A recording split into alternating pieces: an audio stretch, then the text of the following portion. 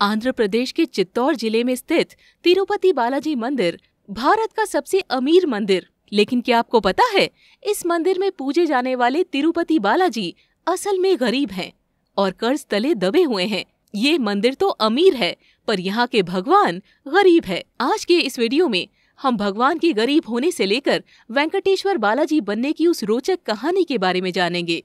इसीलिए इस वीडियो को बिल्कुल भी स्किप मत करिएगा। एक बार की बात है, नारद मुनि गंगा नदी के तट पर गए, जहाँ ऋषियों का एक समूह भ्रमित था और वो तय नहीं कर पा रहे थे कि उनके यज्ञ का फल किसे मिलेगा। वे तीन मुख्य भगवान ब्रह्मा, भगवान शिव और भगवान विष्णु के बीच भ्रमित थे। नारद ने ऋषि भृगु को 3 सर्वोच्च देवताओं का परीक्षण करने का एक विचार दिया। ऋषि भृगु ने भी प्रत्येक भगवान के पास जाकर उनकी परीक्षा लेने का निश्चय किया।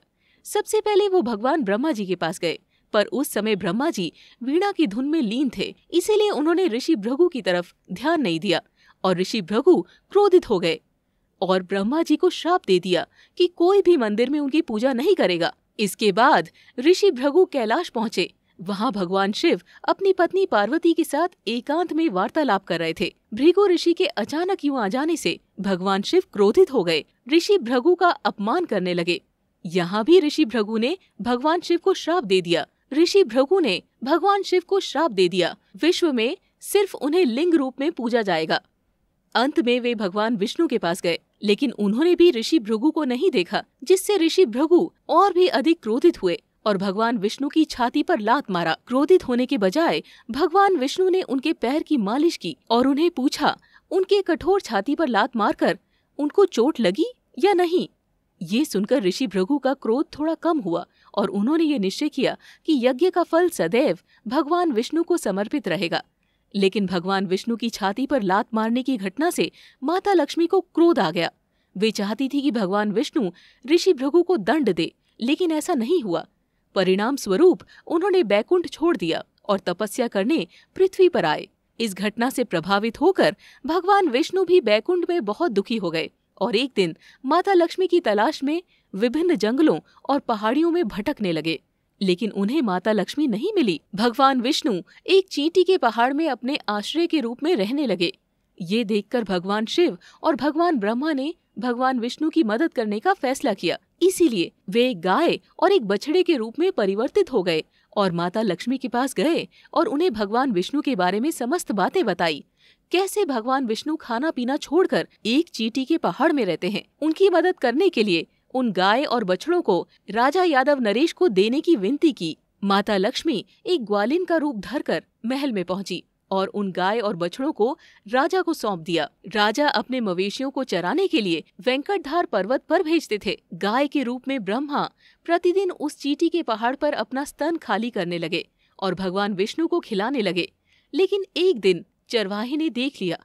उसने क्रोध से गाय को मारने के लिए कुल्हाड़ी फेंकी, परंतु वो कुल्हाड़ी बाहर निकलने वाले भगवान विष्णु को लग गई। गुस्से से भगवान विष्णु ने वो कुल्हाड़ी वापस चरवाहे की ओर फेंक दिया, जिससे चरवाहे की मौके पर ही मौत हो गई। राजा यादव नरेश को भी अपने सेवक द्वारा किए गए इस पाप के कारण दानव बनने का श्राप दिया था। राजा ने दया और निर्दुष्टता की याचना की। तब भगवान विष्णु ने उनसे कहा कि वो अगले जन्म में आकाश राजन के रूप में पैदा होंगे और विष्णु की पद्मावती के साथ विवाह के दौरान विष्णु को आकाश राजन से मुकुट भेंट की जाएगी। तब जाकर के श्राप समाप्त हो जाएगा। समय का चक्र चलने लगा। भगवान विष्णु ने खुद को श्रीनिवास के रूप में अवतारित किया और वे वेंकटधार पर्वत पर रहते थे और उनकी माता बकुल देवी द्वारा उनकी देखभाल की जाती थी। उधर आकाश राजन का जन्म हो चुका था, लेकिन उनकी कोई संतान नहीं थी। एक दिन खेत जाते समय उन्हें सोने के बक्से पर कमल फूल में लिपटी एक बच्ची मिली। उन्होंने उसका नाम पद्मावती रखा। एक दिन श्रीनिवास शिकार की होड़ में थे और एक हाथी का पीछा कर रहे थे, लेकिन हाथी बागीचे में छुप गया जहां पद्मावती अपने दोस्तों के साथ खेल रही थी। हाथी ने सभी को धमकाया, लेकिन श्रीनिवास ने सबको बचाया। श्रीनिवास वहां बागीचे में पद्मावती की सुंदरता से मंत्रमुग्ध हो गए और उनके बारे में भी पूछा। घर आकर श्रीनिवास ने अपनी माता बकुल देवी से कहा कि वे पद्मावती से शादी करना चाहते हैं और ये भी पता चला कि वो भगवान विष्णु हैं और बकुल देवी अपने पिछले जन्म में माता यशोदा थी। उन्होंने ये भी कहा कि जब तक वो पद्मावती से शादी नहीं कर लेते उन्हें शांत नहीं किया जाएगा। बकुल देवी विवाह का प्रस्ताव लेकर राजा आकाश राजन के पास गई।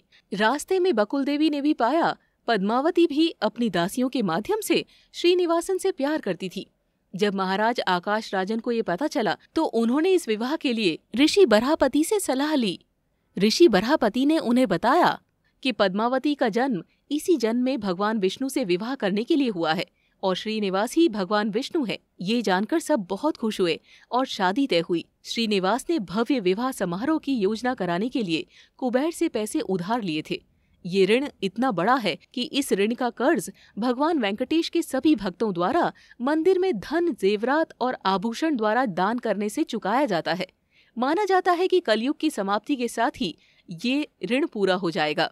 माता लक्ष्मी को जब भगवान विष्णु के पुनर्विवाह के बारे में पता चला तब उन्होंने भगवान विष्णु का सामना करने का फैसला किया। लेकिन जब श्रीनिवास ने महालक्ष्मी व पद्मावती का एक साथ एक स्थान पर सामना किया तब उन्होंने खुद को एक ग्रेनाइट रॉक मूर्ति में परिवर्तित कर दिया। तब भगवान शिव व भगवान ब्रह्मा ने समझाया कि कलयुग में लोगों के कल्याण और मुक्ति के कारण ही भगवान विष्णु ने ये सब लीला की है। ये जानने के बाद माता लक्ष्मी और पद्मावती ने भी भगवान वेंकटेश्वर के साथ वहीं रहने का फैसला किया। माता लक्ष्मी भगवान विष्णु के बाएं छाती पर और पद्मावती दाएं छाती पर रहते हैं।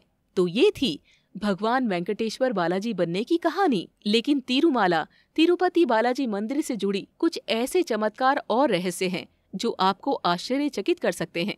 अगर आप इस बारे में जानना चाहते हैं तो हमें कमेंट बॉक्स में बताएं और आपको ये वीडियो कैसा लगा ये भी लिखें। ज्यादा से ज्यादा लाइक करें और अपने दोस्तों के साथ शेयर करें। चैनल ज्योतिष साधना।